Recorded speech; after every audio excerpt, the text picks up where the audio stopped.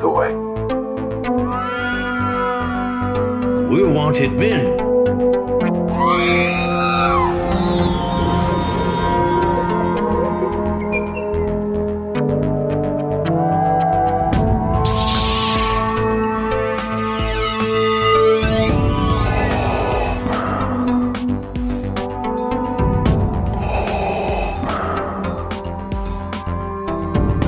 I have spoken.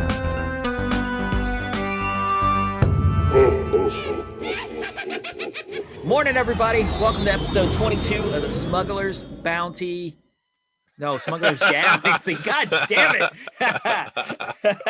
Oh, shit. Morning, everybody. Welcome to episode number 22 of the Smuggler's Galaxy podcast. Jason, how you doing this morning? I'm doing good.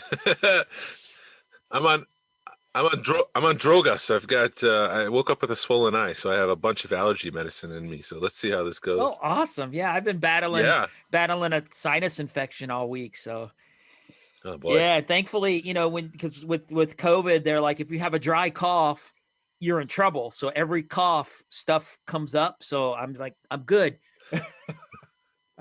It's a gross way to make sure you're good, but yeah. Plus, it was pushing 70 this week, so I think some of this has to play with the weather going up and down in temperature. Yeah, it sucks when it's 80 one day and freezing the next, 32 degrees. Yeah, so. that was a harsh morning. Yeah, gotta love Georgia. It's better than 20 below with 6 feet of snow, so I'm not complaining. Oh, yeah. Speaking of snow, you weren't here 7 years ago, were you?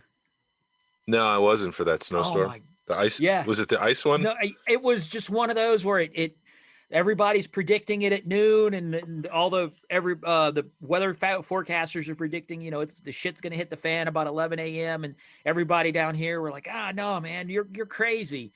Took me 9 hours to get home, and I'm sure all you New Yorkers were up there looking down at us, just laughing.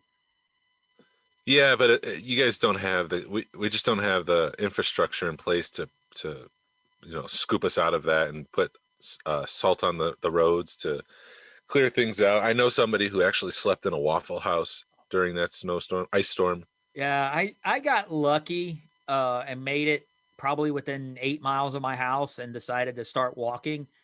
And we were just living together at the time, but my wife was on the phone freaking out. It's I either stay where I'm at or I try to walk.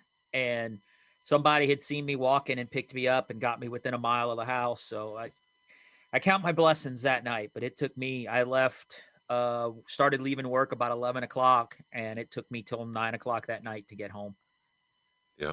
But yeah, I didn't understand, the difference that it takes when you got somebody that, you got a state that knows how to handle the roads versus here. Cause that Thanksgiving, I think, or a couple of Thanksgivings later, we were up in North Carolina, and they had already salted the roads and prepared them for the snowstorm. And it was like driving on a dry road.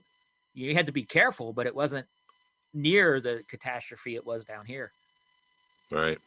Absolutely. So my wife was sitting there. She spent the last 8 years in Alaska before we met. And she's just like, oh yeah, Georgia knows what they're doing. It's no big deal. It's just a little snow. And I said, babe, as soon as that shit started sticking, you should have called me to come home. But yeah, that was a scary time. But how about Star Wars this week? Did you? Let's get back on topic. Did you get anything this week? I only did the pre-orders. Okay. I got that Ahsoka and the Darth Maul on the pre-order because it's about time they do some new figures, and those are just amazing looking. Yep. How about? Yeah, we'll get to those in a second. Yeah, I know you did pretty. You did pretty good. I saw you picked some stuff up on Deal or No Deal. Yep, I picked up more Micro Machine paint samples. This time it included a Snap Droid, which are kind of the bulkier battle droids. Sebulba, it came with 2 Sebulbas, and one is just covered in pink paint, so it's almost just like they wanted to see what the pink paint would look like on the figure. And then 3 Jar Jar Binkses and 2 of Emperor Palpatine himself. Nice. So I have a pretty good collection of paint samples from episode 1. Yeah, those are pretty cool. And it was cool that the guy, I was actually like, well, Jason, you bought the first set, so you'll win. That's pretty much how it went. Yeah, I'm his returning customer. Right. That's what I really like about Deal or No Deal. I know I've said it before, but because the guy who, as a seller, you're controlling everything on that site. Absolutely. Yeah, you're in control. You can control price. You cannot. You don't have to sell it if you don't want to sell it. Going back, I after we talked last week about the Rogue One micro collection, micro machines. Yeah. Yep. I remembered I bought some because I would. Oh, did you? Yeah, and you were right. Those things suck. Yeah, the quality's just not there. Right, it's a softer plastic, and the paint is just. I remember looking at them when I bought them because they had the AT-AT or whatever. It's not an AT-AT. You've scolded me before. ACT. It had that thing in it, and that's the whole reason we bought it. And they were, oh wow, they were bad. Yeah. That's probably why they died, because there just wasn't the quality in that line. Did you get anything else fun this week? Just the pre-orders. If you want to dive into the Fan Friday event at Hasbro Pulse this past week, We could do that, but I got to say something. Listening back to these podcasts, we spend a lot of freaking money on Star Wars stuff. Yeah, we do. Yeah. And it's got me thinking every week when I start reporting, I'm like, oh, wait. You start to realize what you're buying and how much you're spending. And you're like, oh, wait, I got more stuff this week. This was supposed to be a quiet week. Oh, wait, I picked up 5 more items this week at $20 each. Oh, wait, I got this week. It's like, whoa. Thankfully, the wives don't listen to the podcast, so I think we're good. Thank the maker for that. But yeah, let's get into the Fan Friday stuff. Hasbro Pulse had their Fan Friday event this past Friday, and it was hosted by the duo Patrick and Eric, which are the 2 guys that usually do these Star Wars reveals. Patrick he's like the lead designer or something. He's like second in charge of Star Wars or something like that. And this is the first one they've done since November of last year. Is that the guy with the really perfect hair that I just want to reach through the screen and mess it up? Yeah, and the great talking voice. Yes. Yes. Wow. You could fall asleep to his voice. Yes. Except he usually gets me excited with all the Star Wars stuff. For no other reason than Star Wars stuff. That's the only reason he's getting me excited. But they did some housekeeping up front, which I really appreciated, because they apologized for the pre-order ordeal because bots are grabbing them. Things are sold out in like seconds. And I appreciated them saying we are aware of the situation and we're looking into it. And I assume this meant Target and Walmart, but they really haven't said how they're going to address the issue or haven't made any steps to resolve the issue. It's just, we're aware of it. So thank you. Almost like, okay, we got it, guys. There's an issue with pre-orders. They did say that they're going to open pre-orders for some stuff and not everything. And I think that's a way to control the bottleneck. So things aren't sold out all at once, that there's a timed release for multiple items. But that's just my speculation. Yeah, those bots suck. Yes, they make collecting a difficult challenge. And then they mentioned the vintage collection. So they're re-releasing these vintage collection figures for newer collectors. And they call these the, quote, specialty waves. They were never intended to show up on Walmart or Target aisles. And it has something to do with the SKU on the back. So I think they lump all the SKUs together. And they're going to break out these specialty waves in 2 different SKUs so that they don't get accidental placement on store shelves, the specialty wave, if that makes sense. But that doesn't make sense to me, because they were saying that this is for kids and new collectors, but kids are not going to be going on Entertainment Earth to order figures. It's collectors that are going to be ordering these things. So I guess I don't really understand how they're going to try to resolve that issue. If the intent is for kids, then put it on store shelves where kids go. Kids, 7-year-olds to 10-year-olds, where I think that's the target for the quote unquote action figures, the vintage collection. If it was really for kids, it would be on Walmart store shelves. It wouldn't be on Entertainment Earth and Dorkside Toys and all them. So what happens is, I think Target will go and say, we want to order X amount of Star Wars figures from you this year. And it's all part of one SKU. And they and there's just no human interaction. It's all numbers. And when they run out of one SKU, they just get the next wave. And that next wave might be this specialty wave where it should be the next vintage collection wave with new figures, not the repacks, essentially. And so they're creating two SKUs. So when Target orders the one SKU for vintage collection, it's not going to include those specialty waves. And I think that's their way to resolve that, if that makes sense. Okay. So what are they considering a specialty wave? I didn't watch the video, so that's...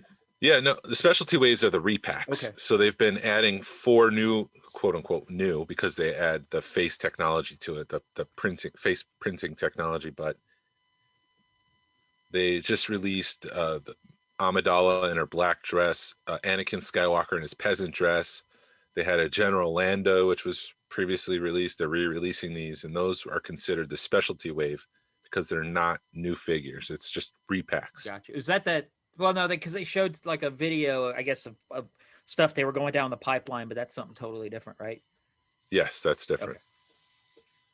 So, but with that aside, so Thursday night, they had an early sneak preview of their latest Black Series figures, and these are all part of the 50th anniversary of Lucasfilm. And there was 3 in particular that were really cool. It was Obi-Wan Kenobi, Greedo, and Jawa. But the cool thing about these is they've been painted to look like the original Kenner run. So Kenobi is in all orange essentially, except for the little black V underneath him, and he's got a vinyl cape. Greedo's been painted in that neon green almost color, and he doesn't have his vest because the Kenner version didn't have that vest. Yeah, those are some cool figures. I really hope they do re-release the Boba Fett in that style, because they did that in the San Diego Comic-Con or whatever, the limited edition one. Yeah. And when they decided they were going to re-release the Fett on a card, I thought they were going to do that deco again, but they didn't. It was just a re-release of the original Black Series. So that kind of, chapped me a little bit. But I hope if they do, I would hope it's on the Empire Strikes Back card. Yeah, that I really like that. Just the cleanness of that, and the throwback of that paint scheme on that Fett. I like the fact that they're going back with the vinyl and on the Obi-Wan, and I like we were talking beforehand, and you said that you thought they should do the vinyl on the Jawa, which I think would have been a cool Easter egg. But how many? I guess people would have gotten it. Yeah, the Black Series is for collectors. They're not really for kids, although kids do collect it. Yes, I mean, with that aside, the intent with the 6-inch line for all 6-inch line, which includes G.I. Joe and Ghostbusters and Star Wars, is it's for adult collectors. So that might have been my only opportunity to ever own a vinyl cape Jawa, is if they had released it in this Black Series line. You could sell a car or something, buy a vinyl cape Jawa. How much can I get for a kidney? Probably enough. Because I need the car to get to work. The kidney, I don't need to get to work. So I would probably do that first. Yeah. Yeah. So yeah, those are cool, and I did pre-order those on Thursday night before the big reveal on Friday. But you're not interested in these, right? In which one? Those, if they do a Fett, I'll probably do it. Like, yeah, I'm not. No, they're cool, but I'll admire them from afar. This seems to be a new re-release tactic that Hasbro's doing, because they also did the Forlom and Zuckuss for, I don't remember if it was Celebration of 2020 or San Diego Comic-Con. I think it was Celebration. I think that was their Celebration exclusive. So this seems to be a new line for them, that it's just an easy way to repack figures and paint them new. You know how I feel about the repaints. I mean, they're cool. These are cool. They're at least changing it up enough to where you're like, ooh, it's different. It's not, oh, we carbonized them, or right. At least it's tugging on your heartstrings. Yeah, yeah. It's speaking to that nostalgic inner child, and you're like, ooh, I remember getting that, and it looks cool, so I want that again. Right. I mean, that's how that's why I want the Fett, because it reminds you of your childhood, and it's a cool looking figure versus the carbonized stuff. It stands out. It was kind of funny. We were talking about the ATST last week and how you had sold yours off because it just doesn't stand on its own. And then here they are re-releasing the ATST driver for the vintage collection. They must listen to this podcast. They have to. They were like, "Oh, we gotta repack that. Hurry up, make some artwork, make a figure. Let's go." That's an odd, dude. I get all of them. I guess the only reason is because it's got the Return of the Jedi line that they're re-releasing, but that's just an odd figure to re-release. Well, it's never been included in the vintage collection. It's only been included in some of the vehicle packs itself, the boxed vehicle, I think. Okay. Well then. So this is the first time it's been added to the vintage collection. Gotcha. And they're still trying to get the original 92 into the vintage collection, which includes some of the Power of the Force stuff, but not on a Power of the Force card back, if that makes sense. Like, they released Luke Skywalker in a Stormtrooper disguise, but he was not on a Power of the Force card back. He was on a regular vintage Kenner vintage collection card back. Okay. They're also releasing Paplu,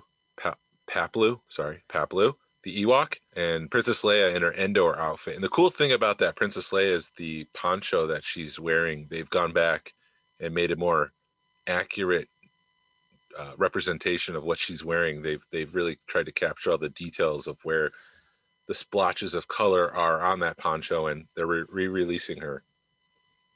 Yeah, I'm noticing that on that. Now that you mentioned it, it does look like a vintage poncho.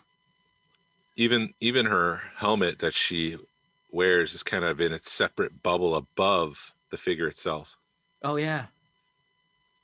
So it's a pretty cool thing. The only thing I really don't like about these three that they've released or announced is that the Lucasfilm 50th anniversary logo is in the upper left-hand corner of the card back itself, which to me takes away from that aesthetic because it's so pronounced and your eye is drawn to it. It takes it away from the figure, it takes your attention away from the figure, it takes your attention away from the overall card back. It just doesn't look right. And I get that they're forced to use it, but I don't like it. It looks better than the freaking 6-inch ones, the Black Series ones. Yeah, we'll get to that. Well, but those three that I've mentioned, the ATST driver, the Paplu, and the Princess Leia, are all Walmart frickin' exclusives. Yay! I found that to be the most frustrating part of the presentation. They start the entire thing saying that they listen to us, they hear our comments and everything that we have to say, they listen to our feedback, but they don't address delivery issues, how some of these figures come in baggies and how some come in padded baggies and how some come in boxes. And like I mentioned about my incinerator trooper, it's almost like someone stepped on the edge of the box and bent the card. And it's just like, why aren't we addressing that issue? Why, when we get Walmart exclusives, and maybe they're Walmart online exclusives, can they come pre-box so that it takes the stupidity level out for Walmart? And I don't know. I have feelings. I could tell. Well, I mean, truthfully, because even ordering stuff from Amazon, when I've ordered the Black Series stuff from Amazon, it comes in a padded envelope half the time. And yeah. Thankfully, I'm an out-of-box collector, but I know as a box collector, that would drive me batty. Well, they do it sometimes because the speeder bike with the child from The Mandalorian came in its own box. And then they had one of the Praetorian Guards from The Last Jedi that was an exclusive on Amazon, and that came in its own box. So it's just like, you're charging us $5 extra just to have it on Amazon. So just add the box to protect it. Right. And I guess it just depends on who's packaging that day at Amazon or who gets your order. But I mean, I totally agree with that because when I was really heavy into the pop game and you'd order stuff from Amazon half the time, it would come in a shipper, its own separate shipper box inside of a box. Sometimes you'd get it in a, with a couple of pieces of air, bubbled air in there. And, you never knew what you were going to get from Amazon. My advice would be when ordering from Walmart, order 2 because they will box 2, but they will bag 1. So if you really, really want to have a good representation of the figure without the creases and the stomping and the smashing and order 2 because it seems to work better for us. There you go. So, and then you could always return a bad one and Walmart will look at you crazy, but they don't care. Yep. They don't care at all. They're just like, whatever, I'm making X amount of dollars an hour. Let's talk about the Black Series. Yeah. Oh no, wait, we're not done with the vintage No, collection. we're not. Darth Maul and Ahsoka are coming. Would those be considered vintage collection, or is it just because they're 3 3/4? No, they're vintage collection. Okay. Those explain them, and then I will freak out about those two figures. Go for it. Yeah, so Clone Wars Season 7, Darth Maul and Ahsoka, from the climax of that show. They're brand new Ahsoka sculpts, brand new Darth Maul sculpts. Ahsoka's got her navy blue outfit. Darth Maul has his robotic legs, which I just love that image of him in robotic legs.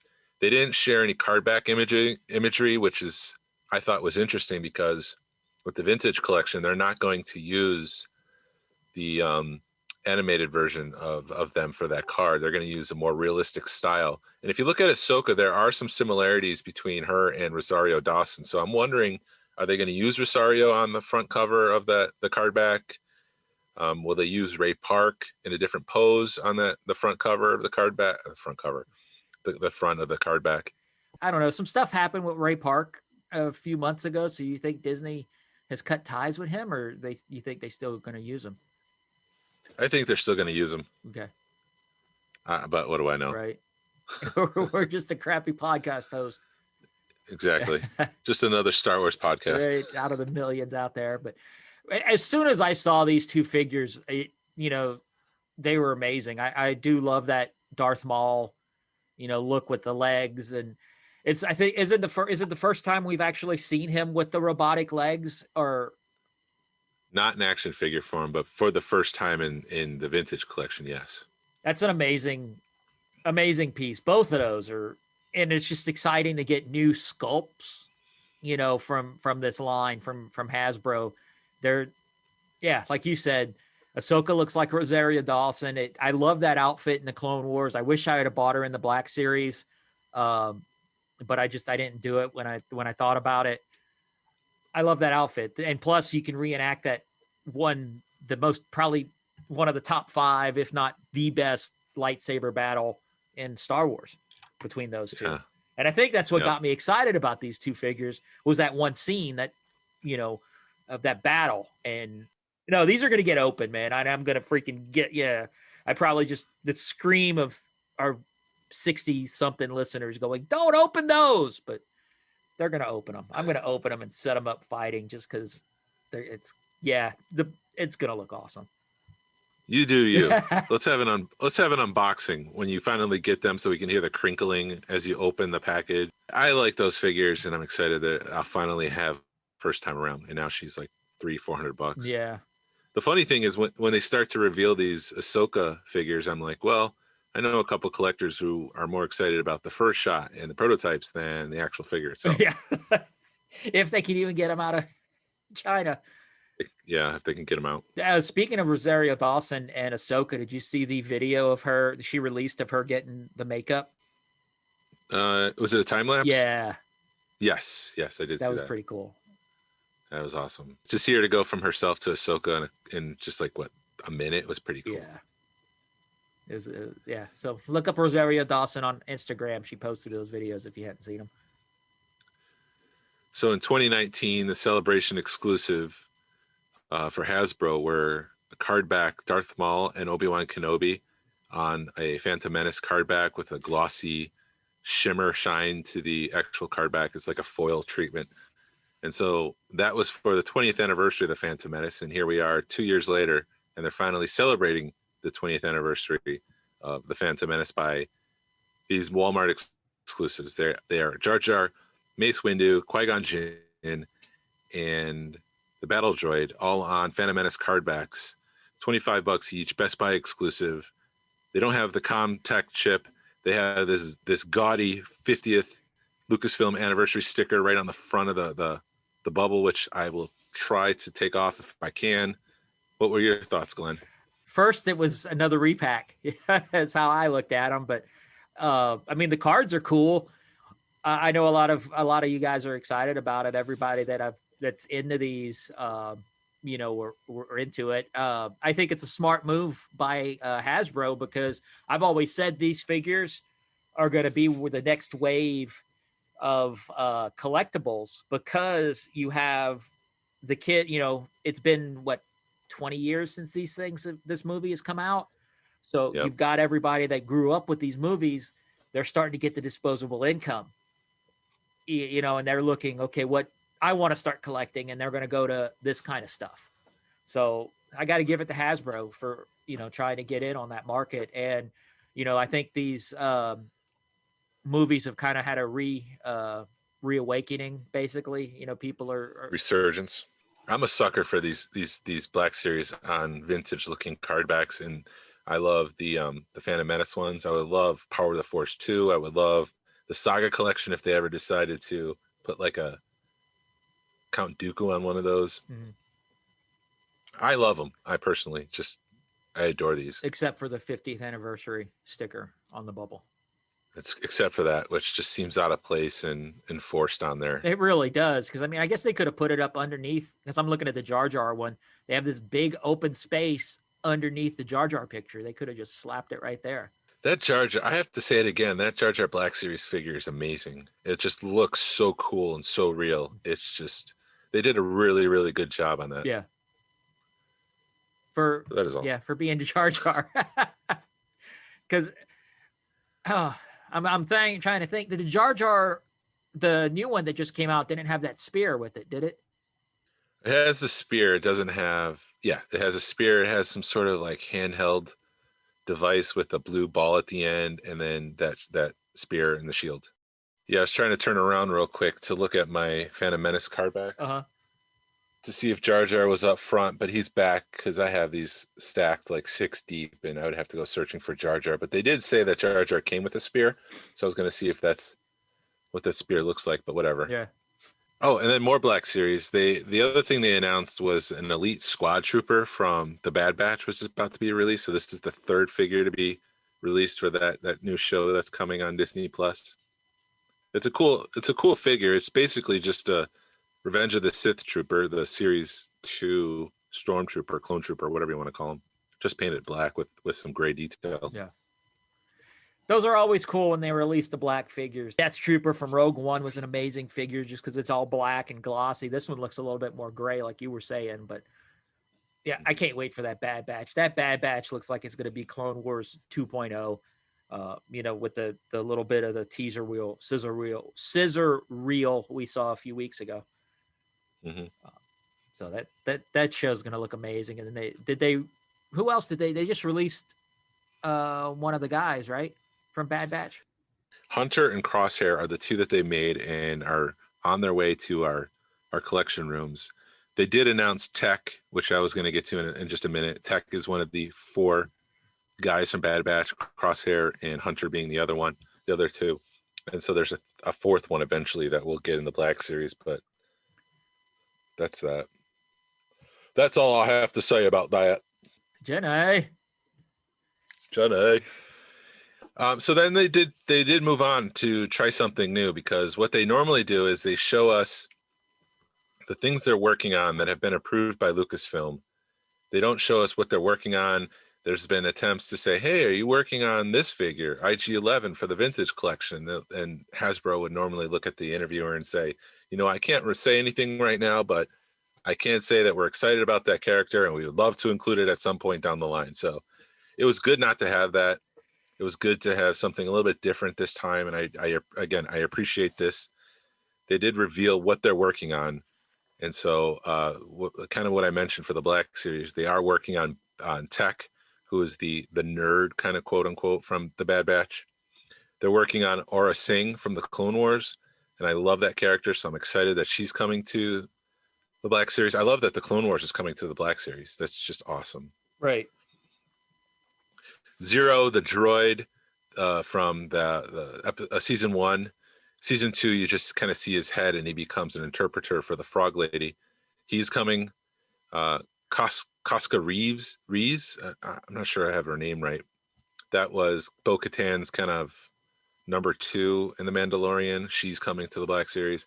And then finally, General Lando from Return of the Jedi, once again building up all their sculpts and characters for the 40th anniversary of the Return of the Jedi card back that's coming in a couple of years, and I'm very excited for, is coming to the line.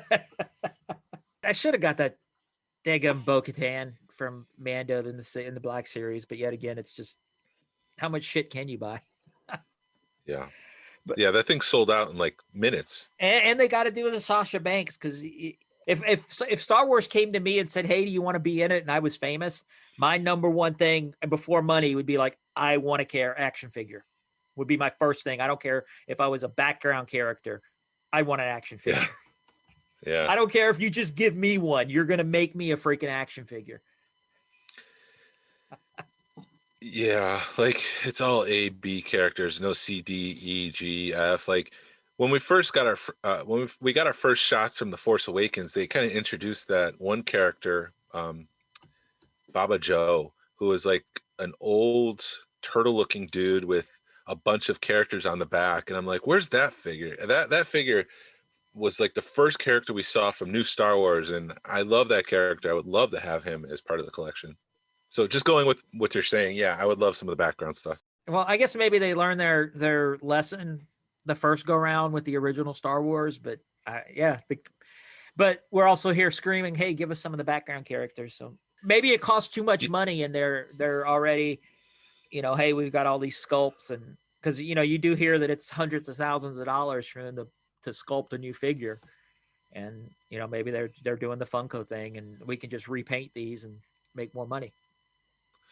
And some of it is being pushed by Lucasfilm because, when The Last Jedi came out, they didn't do a lot of the background characters. It was more Rey, more Kylo, more Finn and Poe, because it's a marketing tool.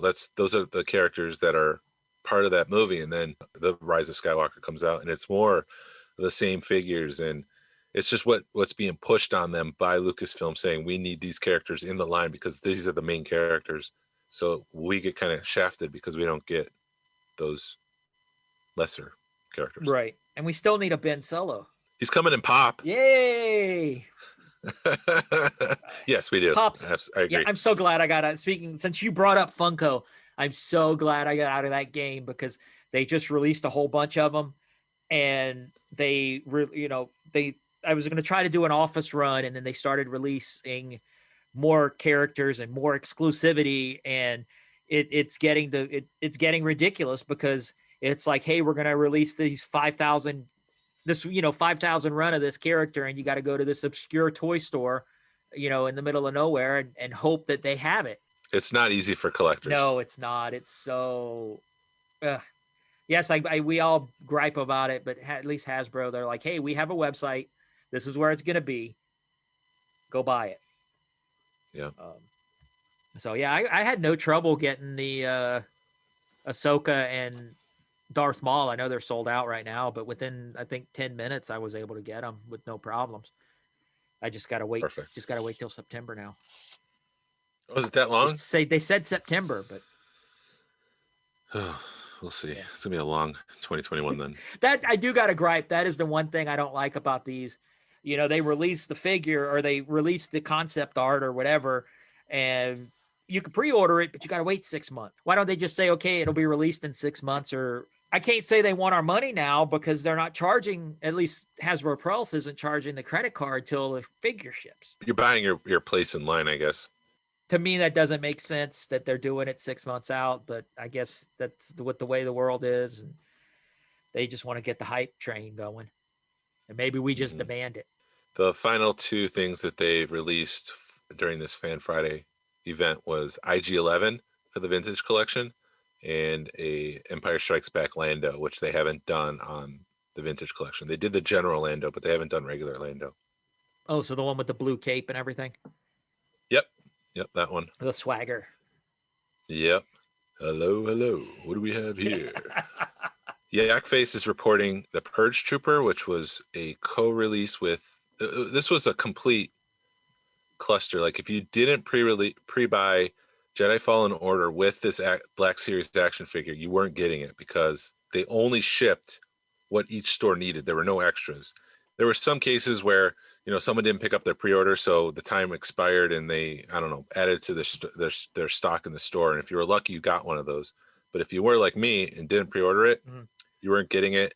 The price of the Purge Trooper shot up to like 50, 60, 80, $100. And apparently they're re-releasing it as it was originally. So I'm very excited about that, because that's a hole in my collection, and I don't have to pay the scalper prices for it. Season 3 of The Mandalorian will allegedly shoot in early April. Is it season 3 or is it Book of Boba? Well, this is season 3. Boba is apparently shooting right now. Okay, cool. So this is like the actual Mandalorian Din Djarin. So you do that every time. It's so awesome. Because I want to say Djarin. I don't want to say Djarin. Right. Yeah. So, yeah, Katie Sackhoff said that there was a reason why that dude who was in the earlier episodes of season 2 wasn't in that last episode on some podcast called the Sixth Council podcast. She said he just wasn't there. He wasn't there, and there's a reason. It's one of those things where I don't know if that's is something I'm supposed to tell. So he's just not there. So there's reason for it. So we'll see what that is.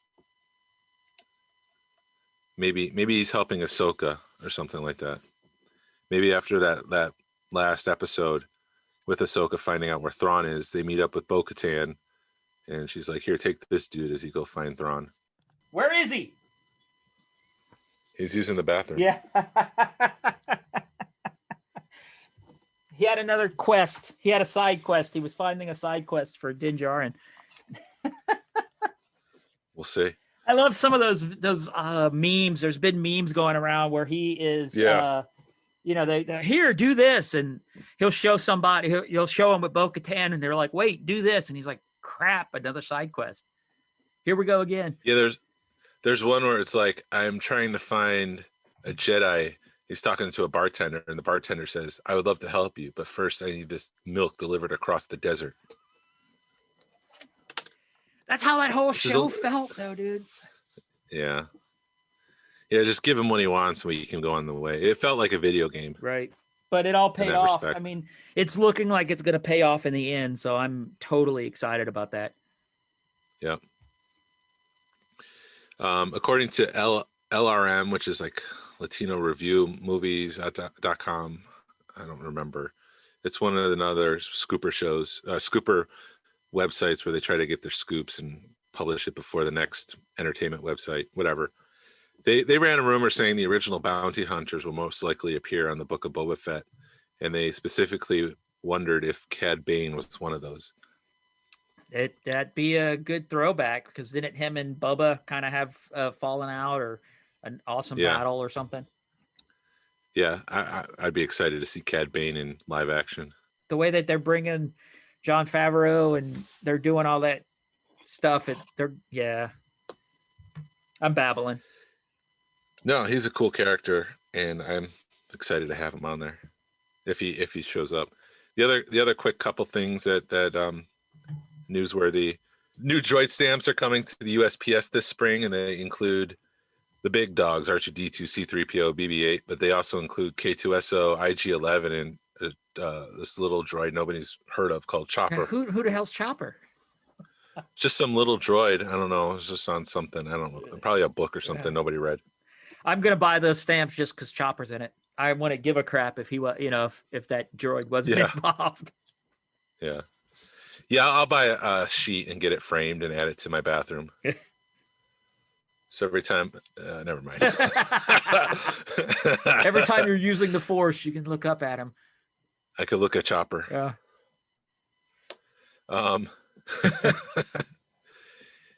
Let's see. Yeah, so following up with last week's show about toy shows, I was giving it some thought and trying to think, what would I be looking for at toy shows that I don't have? And some of the things that I think I want are some of the missing pieces I don't have from Rebels, especially if the Ahsoka show is going to be season 5 of Star Wars Rebels. I think all those action figures are going to rise in price, so I think I would probably want to get. I don't have Chopper, I don't have Sabine, so I'd probably be on the lookout for those. Yeah, I got to go through all my Rebels stuff because I got the you know the Ahsoka Invader 2-pack. I got to find it all. I just got to a point where I'd overwhelmed because I was just buying them. If I found a carded one, I'd buy it. I got lucky when I was in Chicago one time at the Disney store. They had Chopper, so I was able to pick him up at cost, and I just knew that they would. He was hard to find. And then when the Disney Celebration 17 Disney Parks released a version of Chopper, which is an amazing droid because he's very articulated. The arms, the hand arms or whatever come. You can take them out, and it's a very well done figure.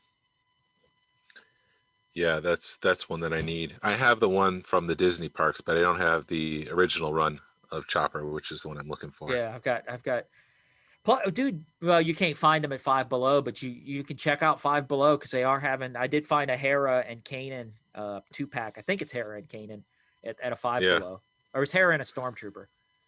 Yes, yep. And I need the Sabine one, so I don't know. Maybe I'll go out to Five Below and just see what's out there. Yeah, get them before everybody else does. And before the prices start to rise. My advice for collectors: if you're missing holes in your collection, consider what's coming down the pipeline and think about would that character appear on the show, and if they would, chances are that price is going to go up. Oh yeah. But that's all the news that I have. I think we're 45 minutes in on news. Yeah, well, that's all right. Oh, there's one more. Well, one more piece. Go ahead. There's a new Art of Galaxy's Edge coming, a book. Yes. Coming to Amazon and all the bookstores. But the one cool thing they said was there's a preview to the Star Cruiser, which is going to be a quote 2-night adventure. Yes. So it looks like it's going to be 3 days. That's going to be awesome, dude. Yeah. Excuse me. And you were saying, because you quoted me a price. Is that just something you heard or?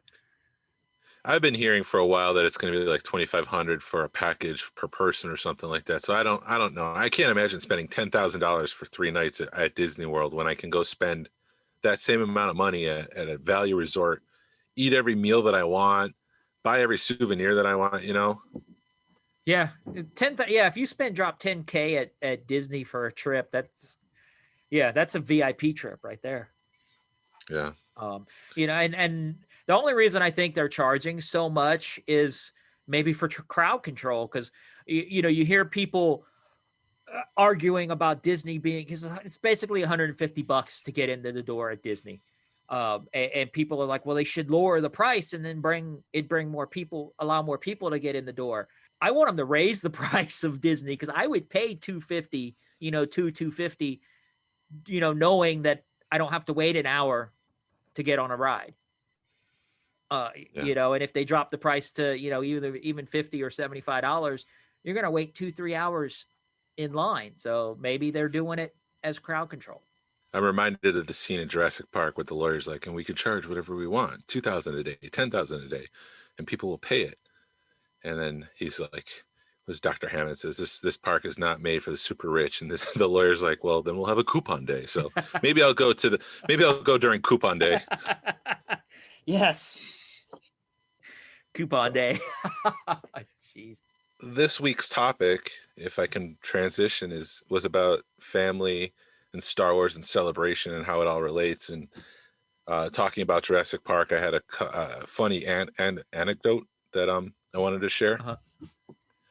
So my family and I eat around the dinner table every night. And so leading up to this, I kind of brought up Star Wars to try to get things going and seeing how the family thought of things. And my daughter in the middle of one dinner was like, okay, hold on. She's like, Mom, I want you to debate that the original Jurassic Park was better than the Jurassic World series. And Dad, I want you to argue that Jurassic World's better than Jurassic Park. And us kids, we have 3 kids. They're like, we're gonna say who won. And we're like halfway through. My wife goes and she's saying, it's just a great movie and this and that. And then it's like my turn. And I'm like, well, it's got Jurassic World's got Chris Pratt. And then I gave up. I'm like, no, you can't argue. The original Jurassic Park is a phenomenal movie. And I'm not going to argue against its merit. And, and so she's like, all right, let's turn this into Marvel and Star Wars, where my daughter, who loves Marvel, doesn't like Star Wars, is going to debate me. And no matter what I say to her about Star Wars, she's not going to cave in and say, yeah, you're right, Dad. Star Wars is great. You know, it was just talking to a wall and trying to explain to the wall why Star Wars is much better than Marvel, and how Star Wars has paved the way for Marvel, and how pop culture is existence, the way pop culture is now with blockbusters and movie tie-ins and crossovers and sequels is all because of Star Wars. And the wall just looked at me and said, Marvel's great. but then it devolved into the arguing who was cuter, Baby Groot or Baby Yoda. And my wife was arguing, was it Baby Groot? And I was arguing Baby Yoda. And she said she had the audacity, the woman looked at me dead in the eyes, and she said, I kind of thought that Baby Yoda was overrated. And luckily it was the end of dinner, and I kind of was joking around, and I'm like, I'm going to politely excuse myself from this table. And I got up and I walked away. Because I know the whole thing is a joke, but I would have like gotten really excited and just like, there's no way on this earth that Baby Groot is cuter than Baby Yoda. There's just no way. There's no comparison. I mean, Baby Yoda's got that little cute hand wavy thing. He eats the cookies. He spits them out. He stares at you in admiration and wonder while you fight horrible actresses. He innocently plugs like the wrong wires into the Razor Crest, and like Baby Groot just plays dances and plays video games, and Grogu gets taken away by freaking Luke Skywalker. It's just there's no comparison. Oh, I love your family stories, man. Well, the night before, I kind of started the whole conversation about Star Wars and stuff, and it devolved into, well, how many figures do you think you have? How much is it worth? And I'm staying away from the worth topic because I don't want my kids thinking, well, he's spending this much on that, so why isn't he spending that on me? And it's just like there's no comparison. And so I did actually find a number of how many carded items I have, which is gluttony. Talking about how much you spend each month and each week, it's just like, whoa, yeah, I have that many. I deal with it with my some of my kids, and you think about it and ouch. But you know, like we've when you've got a room full of it and then you got a house full of it, but you know, we've got into it, or at least I got into it when the stuff was cheap. You know, and now all of a sudden it skyrocketed. So I was buying figures for $5 and $6 that are now going for $20 and $30. And to replace it, you'd have to spend that $20, $30. And I'm dealing with that now, trying to do my 12-back run, my poor man's 12-back run, where a figure that, you know, was nothing 10 years ago, you're paying up. You know, Luke Skywalker, you were going to pay over $100 for, where it was $20, $30. And that was even extravagant back in the day. Yeah, I'm kind of in the same boat where most of my figures, like the Power of the Force, the Saga, the Vintage Collection. Oh, Vintage Collection is a little different animal, but most of my figures I bought when they were like $5, $7, and they're still worth that amount today. So it's not like if I, like you said, I had to replace it. Like during when all my figures were in storage in my basement, I only lost one figure, and it costed me like $18 to replace it. So, and that's out of hundreds of figures. And so like the only thing I have of value is Black Series, which would be a pain to replace if something were to happen. But for the most part, it's the same as you. Like it's not that much. Right. When you add it all up, it's a lot, but yeah, it's not, you know, you're finding them at antique malls or toy shops, or you're making good deals, you know, through the day or, you know, over time. So, and as long as you know, and personally, it's like with my kids, why do you care what I spend? Because I'm not, you know, you're an adult. It doesn't matter. Yeah. And you're, right. You know, with the 16-year-old, it's like your needs are being met. Exactly. You got food on the table. You got your clothes. Like I'm not spending $300 to send you to a Shawn Mendes concert. I should not just attack my oldest daughter. I'm not going to be buying you an Xbox Series 1. Right. Or a brand new state-of-the-art computer. Yeah. So I'm not buying that for myself, so I'm not going to get that for you. Right. I'll get you a computer one day. If you want a $20 something or other from the store, just let me know, but don't get mad at me because I bought a Darth Vader action figure and you whatever. This is turning bitter. I don't want it to be bitter. The fun of collecting Star Wars and having kids that understand or the value of money, or at least think they understand the value of money. Did your wife see Star Wars before she met you? I don't think so. I think she understood who it was, but she wasn't she met me and then kind of she picked and choose who she got into, because she likes AT-ATs and she likes Wookiees and Ewoks. So I think she had a basic knowledge. I'll have to ask her if she watched it before we got together or not. Did yours? No, she had never seen Star Wars before she met me. So it's just something that's been there, like, throughout our relationship. She did sit down and watch it, but she's like, "Oh, it's a good movie," but I don't have the passion like she does for Outlander or the new Bridgerton show. She loves Harry Potter the same way that I love Star Wars, except she just doesn't collect every piece of Harry Potter memorabilia. But there's not a whole shit ton of Harry Potter memorabilia like there is with Star Wars. I mean, when I look back at it, it's like the only reason I'm this crazy about Star Wars or have this much Star Wars crap is it's available. The Back to the Future stuff, you had to go find fan-made stuff or third-party stuff. You couldn't go and it wasn't available like it is with Star Wars. You always had the old school figures that you can go back to, or now there's $1,000 worth of figures that just got released, and we're like, crap, we got to buy them all. Spaceballs the cereal, Spaceballs the flamethrower. The kids love that one. Right. That's how I feel about Star Wars. Yeah, that's how it is. It is. It's the truth, because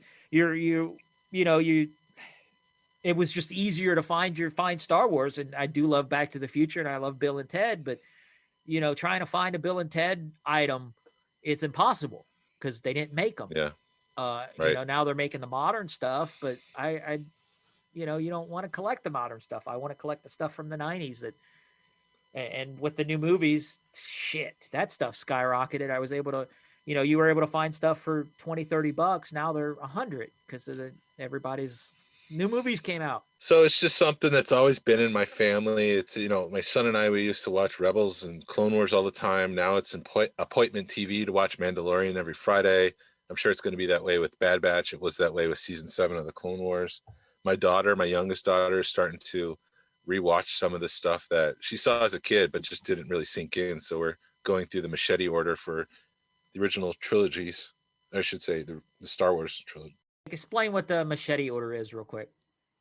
Machete order is a specific order that preserves the twist in episode 5. So you watch episode 4, episode 5, you learn who Darth Vader is, and then you go back in time, you watch 1, 2, 3 to add some context to 6 when you see that there is some good in Darth Vader. It's not just, there is some character development in episode 5 that shows you that Darth Vader does still have some good in him, but it's so subtle that episodes 1, 2, and 3 are supposed to fill in that gap. Then you watch 6, and then you just kind of finish it off. Okay. You don't watch the prequel or I guess the 7, 8, 9's not in the, because No, you watch 7, 8, 9.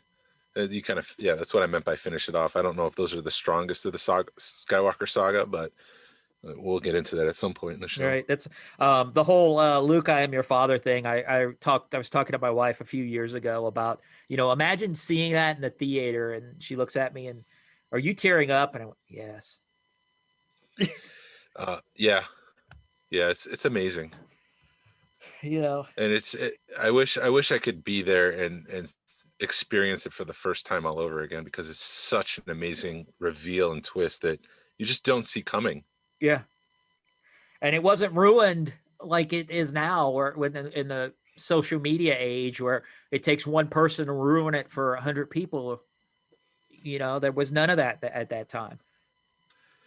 Yeah, it's like the episode of The Simpsons where Homer's walking out from seeing The Empire Strikes Back, and all those kids are in line, and he's like, "I can't believe Darth Vader was Luke's father the entire time," and everyone in line is like, come on, man, freaking Homer. No. Yeah, my son, he says that he wants to collect the clone figures, but then they're starting to accumulate on his shelf, and he's like, I don't know if I want these anymore. He collects the digital skins on Fortnite and all those games and stuff. He doesn't want the figures, so I think I'm the only one that really has a passion for collecting material things. Uh-huh.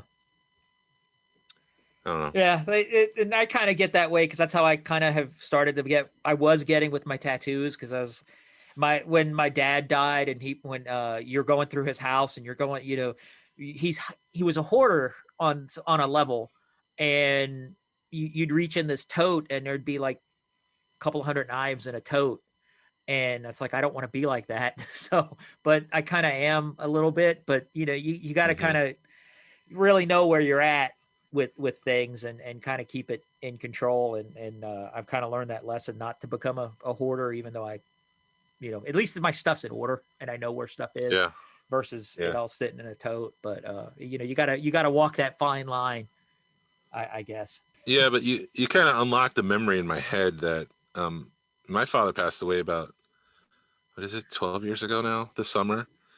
And, he was kind of a hard man. He was all business and I'm all emotion. So it was just, he's like all in his head and I'm all in my heart kind of. And so he was always very specific with his money too. And so it was just like, how do I want to say this? Cause I don't want to make him sound like a jerk. It was just like, I don't know, like he's practical. He would buy the things that he wouldn't buy the plethora of Star Wars figures that I have. So episode 1 came around, and I was very conscientious about how much money I was spending because I was living with him at the time, and I didn't want to come home with, like $300 worth of action figures because he would have a comment to say or something like that. And so the next morning, after that Midnight Madness, I have all these Star Wars figures kind of laid out on my floor, and I wake up and he's like, "How much did you spend last night?"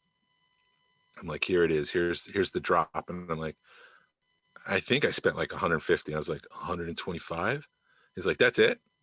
I thought you would have spent more." I'm like, I had the permission to spend more? Like, are you serious? So it was just a funny moment with my dad and Star Wars. Yeah, that's awesome. But like when the original trilogy was re-released as a special edition, it kind of dawned on me why I like Star Wars so much, seeing the ceremony at the end of Return of the Jedi and how the father and the son kind of reconnected. And I started tearing up during the Ewok scene because it just, all of a sudden, it just like I had an epiphany, like, this is why I relate so much to Star Wars, because it's a father and son struggle who don't necessarily see eye to eye. And in the end, there is some common ground. And I'm getting a little teary-eyed right now thinking about it, because there was some common ground. Like, I don't necessarily want to get spiritual or whatever, but it did seem like towards the end there was some, as if the universe, so to speak, was preparing me for what was coming. And there was some of that peace and some of that common ground between us. And I don't know, it's just, wow.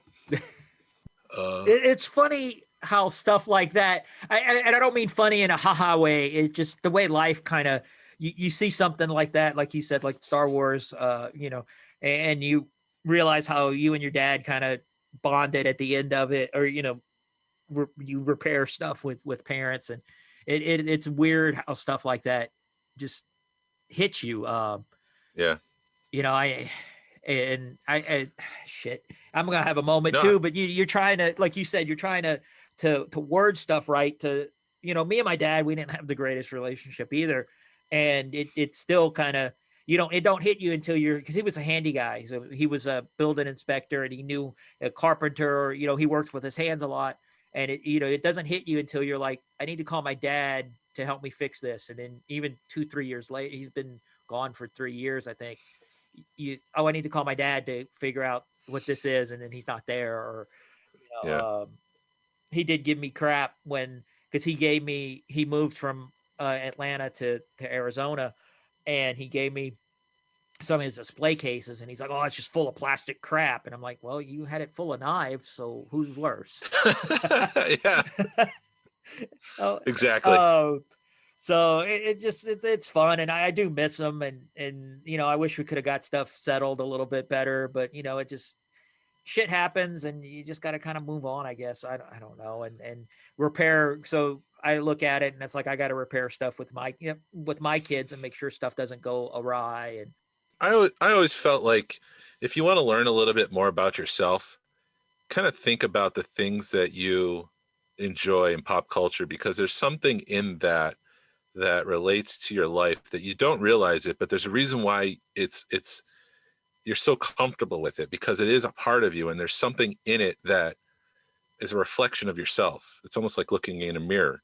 And so if you kind of study that piece of pop culture, the fiction, movies, whatever it is, you're going to start to see something about yourself that you might possibly not have realized. Okay. So I don't know. No, That's not nothing to do with anything. No, it makes sense, because it's something about yourself, and you could be that rebel that you want to fight the system, or especially now with everything going on, you want to. Yeah, I don't want to get political, but yeah. Last thing I want to do is get political on this podcast, because damn it, there's too much of that shit going on right now. Yes. Yeah, I totally agree with that statement, that you will find something about yourself in the stuff you like, and that's why we like it. Yeah. I guess the whole point of this was kind of family and how they interact with how they look at your collection. Is it an obsession, or do they appreciate it and everything? And my father-in-law was just down here because I set up in my collection room, my podcast station, my computer and everything's down in my collection room. And Amazon had misshipped him some flooring, like the interconnecting flooring stuff. And I put it in my collection in part of my collection room, and he came down here and started looking at it because he wanted to see how it looked. And he comes into the main collection room and is just like, you guys got too much shit. And that's pretty much what he told me. He goes, this room's busting at its seams. And I went, yeah, because I really have no room for anything else. And when I got to rearrange a whole bunch of crap, I'm getting some art here in the next few weeks that I got to rearrange everything to put up, because that's how crazy it is. Yeah, there's nothing more nerve-wracking for myself when someone comes over to the house and wants to see the collection room, because it does show a deep love that you have, and you don't want to be rejected because of that love.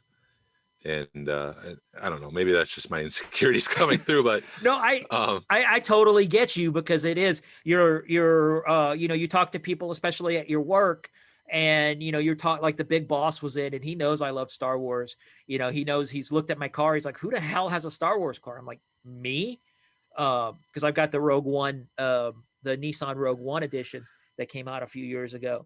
And then he looks at my tattoos and he's like, you've got Star Wars tattoos? I'm like, yeah. And he's one of those guys that he looks, I don't want him to listen to this podcast or know somebody, I don't want to be, you talk bad about me on my podcast, on your podcast, but it is just, you don't know how to react to that. Or, you're like, hey, I'm looking, it's weird when you're talking to your peers about your Star Wars obsession or about your collection.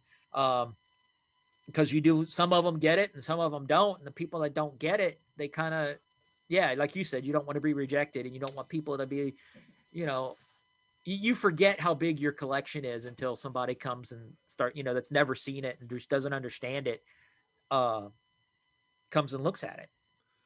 And I do think part of your collection becomes wallpaper to you. Like, you have blinders on and it's not like you don't appreciate it. And I don't mean you, I do this too. It's just like the enormity of it. It's just like, yeah, it's right there. And then someone walks in and they're like, whoa, look at that. Whoa, look at that. And it's just, I don't know.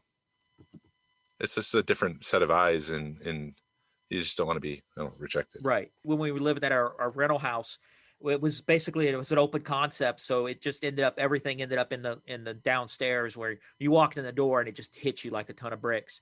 And one of the dads came to pick up his daughter, and he was just like, oh my God, look at your house.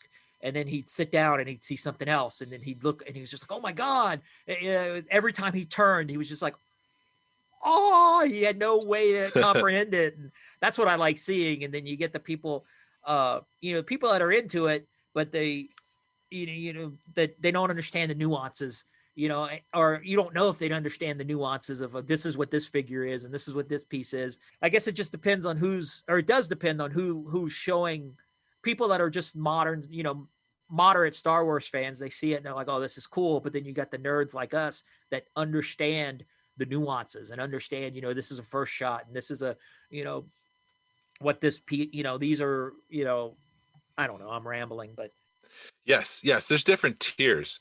There's people who've seen the movie, but they don't care about it. But when they come over, they're like, "Oh, that's cool. That's neat." And then you get the people who are like us and like, "Oh, you've got this one. Wasn't this one so and so? And you've got this pre-production, and you've got this one, and oh, I've never seen so many of these before." And it's just like, I don't know, there's different tiers, and the reactions based on people's tiers. Like some of my wife's in-laws, they've probably seen Star Wars once, but they've come over and they've seen the collection room, and like they don't realize that I have on my wall, like, consider a toy store, and how you have like rows and rows and pegs of stuff, and so I'll have like 6 figures on a peg, and they don't realize that I don't have 6 of the exact same figure on that peg. There's 6 different figures there, and some people understand that, and some people they don't, like, because they've never seen Star Wars and they've never bought figures before. They don't realize how many action figures are actually out there. right. And I've noticed that kind of the older they are, they don't get it. Especially, I don't know, even people like our age that just don't get into collecting, or I don't know, they either see it as a waste of money, or a lot of people are like, how much is this worth? And if you're collecting for resale value, you're in the wrong. Don't collect, Right. Right. Open a shop. Yeah. And you got to flip that stuff now. I do I worry about the resale value? Maybe a little bit. But I don't collect to worry about that kind of stuff. I do, like all this Ahsoka and the Darth Maul that's getting ready to come out. I'm going to open those because I want to see those figures. I don't care I do care, but there's been, that may be a $50, $60 figure when it hits the store shelves and gets into collectors' hands, but I'm not buying it to flip it. I do look through my collection every now and again to see, okay, this stuff, I need to get rid of some stuff to make room for new stuff, or to raise money for stuff that I'm chasing. And that's the only time I care about resale value. I don't know how you feel. I don't know if you do that, or if I know people do, but do you find yourself going through your collection and I haven't, this doesn't fit now, so I'm going to sell it? No, God, no. I'm a Star Wars hoarder. If I get it, it's because I wanted it and I loved it and I'm holding on to it. Okay. See, because I did that. I sold my Kenner, the prototype retro Vader, that was all the different colors. And I looked at it and I'm like, I can get $100 for that and I could put it into something else. So. Yeah, I've considered an exit strategy. It's not something I really want to think about right now because I'm still in love with collecting and I enjoy it, and I want to get more. But like I kind of was saying, my son, he likes Star Wars as much as I do, but he's just not into the collecting the action figures, and I don't really want to put it on him to get rid of things when I'm gone. So I at some point I'm gonna have to consider, when is my exit strategy? Is it like when I finally retire, like, okay, maybe it's time to, start piecing these things away? I don't know. I haven't given much. I should think about it, but that would be the only time I consider selling things, I suppose. Right. Yeah, I could see that. I think my exit strategy is when I'm dead. To the grave. Yeah. And I've already told my wife. My wife knows everybody in the club, so she knows, hey, if something, and I've told her, I said, if something happens to me, you know who to contact. If you want to sell this stuff, contact these guys and they'll help you out, because she understands the value in it, but I don't think she understands. Well, no, she does understand how much it is, because we sit down for insurance and, we got to do a spreadsheet and say, this is worth, what everything's worth. If they're going to be mourning me, I don't want them to deal with an entire room of yeah, like you were saying, like your wife knows people in the club and they won't get, screwed over. She won't get screwed over trying to sell some of this stuff and get too little for it. She's going to be working with people who know their value, but my kids might not have those resources, and I would prefer just to sell it off myself and give them the money than, I don't know. Right. No, I agree with I don't want to talk about death. Well, I mean, speaking of that, you do see like the hoarders, or not American pickers, and you do have those people that, oh yeah, this was Dad's crap, and it's been 20 years since he died, and I guess it's time for me to get rid of it. I don't want my kids to be like that either. Pick a couple of pieces, put it on a shelf. Remember me with that. Don't remember me with this whole mess of shit that I collected over my lifetime. But at one point, I was like collecting Justice League figures. I was collecting some of the Marvel when they were the Toy Biz Marvel. I was collecting the Simpsons. I had a whole bunch of Simpsons in card. And I was just like, you know what? I'm not. And this is before I had my Star Wars room. I was like, if I'm going to have a room, it's going to be a Star Wars room. So all these pieces don't fit. So then I did sell those pieces off. Okay. So I've decided to focus in on just Star Wars action figures and then anything else of Star Wars that I love. But I will also say that if it's something that I love, like we have R2D2 spatulas, we use them. I don't have them on the wall. I don't have them, mint on card or whatever. It's like with the little tag on it. I use those products. It's the Star Wars figures that I strictly don't open and put on display. If I'm buying something like a spatula and I see a Star Wars version and a regular version, and the Star Wars version is only $1 or $2 more, like $20 more, I buy the Star Wars version. So, you do have the, like you said, the spatulas. I've got some salt and pepper shakers. I've got, I've got Star Wars all over my house, and my wife's used to it, and everybody's used to it. I don't crap. Speaking of just like, I'm going to take kind of a side turn. When did your in-laws or your family, my wife actually told me, she goes, you're getting hard to buy for, because I've gotten to the point in my collection where, you used to spend $5 or $6 on a piece. Now you're spending a few $100s on a piece. So you're buying less, but it's, you've already now you're filling gaps basically. Or I'm filling gaps in my collection. So she's like, you've gotten very hard to buy for. Like my in-laws, they'll come over and I can see them looking at stuff. And I know, I'm like, crap, what did they buy me this time? And they'll come, and like one time she was looking through my stuff and it was like, okay, she's looking for something. She's looking to see what she just bought me something. And the next day she shows up and it's the Taco Bell cup with the thing on top, with the pod racer on top, it's stuff like that. Or they'll be like, hey, look, I found the Star Wars thing. And it's a TV guide. So I don't know if you deal with that. And at that point, you're thank you. And you put it in your collection, and it kind of sits in the black hole, Yep.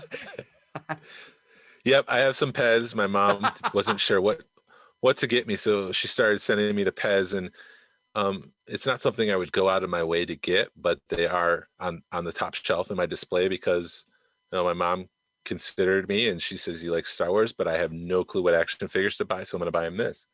And so a lot of my family, they'll buy me shirts, Star Wars shirts. They don't buy me action figures. And for my last birthday, I went to my mom and I said, if you want to get me an action figure, you need to get this speeder bike from Amazon at this time. If not, then I'll just figure it out later. And then I went to my wife, if you want to get me a Star Wars action figure, you get this Black Series Din Djarin with the child at Target at this time. But I will warn you that Target sells out within seconds. So if you don't get it, don't stress about it. And so those are my strategies if I want Star Wars action figures.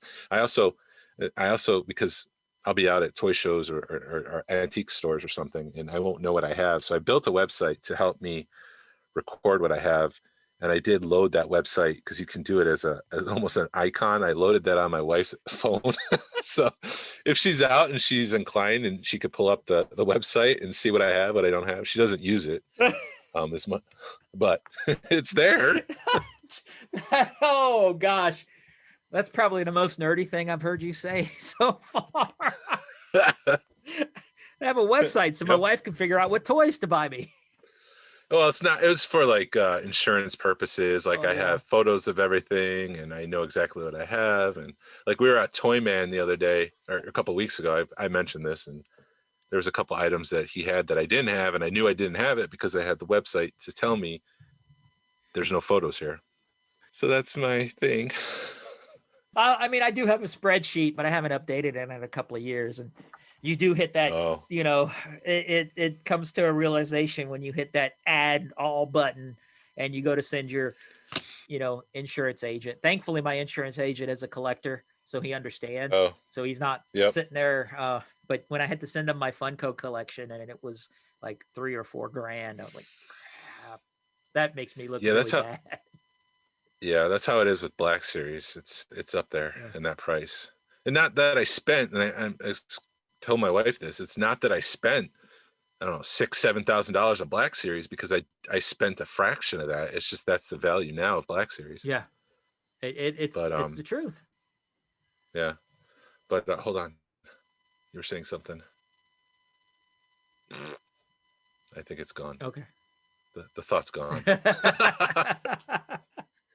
You were saying something which I had something to add to, but I don't know. Forget it. Yeah. You could start interrupting me more because I do ramble. Yeah, but I'm trying not to. I'm trying not to interrupt. I'm trying to let you just go because I don't want to get caught in it. No, you go. No, you Right. No, you go. No, but there was a discussion at the table when we were talking about how many figures does Dad have. My wife's like, well, he's got a database and we can add the cost there. I'm like, no, I have a website. And she's like, oh, we're going to have to make a database. I'm like, oh, great. Yeah. Now you're going to see how much I have. There's Action Figure for those listening. Actionfigure411.com is a great resource for Black Series. It'll show you how much figures are currently worth with a graph that shows you like what they're selling for on eBay. And there's a great tool where it shows you the list of all the waves. It shows you how much it's sold at its low point right now, how much it's selling at its high point, and like what's the median on eBay. So it's a really good tool if you're interested in insuring your collection. It's a really good tool to help put a value number on what you own. Definitely insure your collections, guys. Talk to your homeowners or renters policy or whatever, and get it insured, because we've as collectors have put a lot of time and effort and money into this stuff, and if something happens, they're not always going to cover it. And that would be one of my exit strategies. Like if the house went up and I got money for it, my collection, I think I'd just be done. Oh. I might collect a couple pieces, but I'm not going to try to recover everything that I lost. I don't know, man. I'd have fun trying to rebuild it, but I don't think you could rebuild it for what they pay you for it. Right. Because I know with I got robbed a few years ago, and what happens is they say, okay, we're going to give you 50% of what it's worth, but then you've got to, if you could buy it, rebuy it for more, you got to send us the receipt, and you just never replace everything because you got to play that game. Yeah, because it's so much more work now. Yeah. Like it's not just buying it; you have to get a receipt from someone you bought it from, off a Facebook Marketplace or something like that. It's just that'd be a pain in the ass. Yeah, it is. But it was nothing Star Wars. It was before I collected Star Wars, so it was nothing. None of my Star Wars stuff got stolen. But I had a couple of watches that got stolen. I had a computer, and a couple of firearms, and that's the only reason the cops gave her crap is because some firearms got stolen. But anyway. Oh well, that was a good episode. Yeah. Like that was like very in depth about family and Star Wars, and family and why Star Wars means something to us, even more in depth than I thought I would go. Right. No, it was great. My kids right now, they're older. My daughter is sort of like a medium, not even medium. She's like, oh, I like Baby Yoda, so she collects the Baby Yoda crap. She's 27. And then my son is 26. Both of them grew up in the prequel era. And my son is a Darth Maul fan. I've gotten him a couple of Darth Maul pieces, and then he's got this really badass Darth Maul tattoo on his leg. So that's sort of a proud dad moment. But what's been really fun is passing this on to my grandkids. They're 4 and 5, or 3 and 5 right now. And my grandson, with him being 5, he's just soaking it all in and just so excited for Star Wars, and now he's starting to understand my love for Star Wars. And through the Mandalorian, he's, Disney Plus, he's like got Baby Yoda, and now you've done the Disney Lego stuff, the shows, and watching it through his eyes again is just brings me so much joy, seeing it through his eyes, seeing it for the first time. Yes. Yeah. No, that's beautiful. Star Wars is family, and it's great that you guys have that point where you can bond with each other and have fun. Like it's just as much fun for you to play lightsabers as it is for him, and that's great. Yeah, It's not like a grandfather chore, like, oh, I gotta go play lightsabers. It's like, no, let's go, right. let's go. It is. Darth Maul wouldn't swing that way. He would do this. But yeah, you're right. You're like, hold it this way, do this, and he'll touch the blade. I'm like, dude, you just burned your hand off. What? Yeah. That's the other thing with playing with lightsabers with kids is they expect you to get your leg cut off or your arm cut off, but you hit them and they're just swinging right back like it didn't happen. It's like, well, wait a minute, hold on. I don't want to get petty here, Right. but I just cut your hand off too. Kids are fun. Yeah. So we were going to talk about Celebration today too, but this just took off, but I'm happy with the way it went. I'm happy with the discussion. I thought it was great. Yeah, it's completely organic. February the 6th is the toy show in Ackworth. So like I said, I shared it on the Facebook page. Hope to see some of you guys out there. We're going to, I guess, record Saturday night, or record a little bit different. So it'll be a different show next week. And we'll talk about the toy show and all that fun stuff. Jason, you got anything else to add? I have a YouTube channel. Just look for my name, Jason Wasilko, and I just posted video from the last days at Toys R Us. Oh, Like my last visit to Toys R Us. I just decided, I had this vision at one point where I was going to have this YouTube channel called Collecting Empire, where I would post collecting videos and reviews. But then I'm like, I don't want to be like every other asshole on. And I mean this lovingly. I don't mean it as an insult. There's just so many out there. I just didn't think how I couldn't figure a way to differentiate myself from them. I would just be just another YouTuber. So I aborted it. But then I was like, I can make a couple videos and post them up. So I have the last days of Toys R Us coming. I have a CAS unboxing from like 3 years ago that I'm going to post at some point. So check that out. Awesome. Yeah, we'll get into. I do want to talk about grading, since you did say CAS. I want to get into that too one episode. So we'll put that on the docket. Yeah, I wonder if we can get like Ross to come on or something. Well, we could try. Hey Ross, we have 60 people that you can expand your message to, and we're great at promoting to those 60 people. So if you want to get 60 more customers, why don't you jump on our show? Right. Come on. Let's give some crap away, Ross. Come on. You never know. Ross is a cool guy. I'm sure we can get him on. It wouldn't be that. I don't think it'd be that hard. We didn't promise Ross Barr, but maybe. No. Maybe. I'm sure we know people who can help us make that happen if we really wanted to. All right, guys. Jason, you have a great rest of your day. You too. This is the way. This is the way. As always, thanks for listening to the podcast.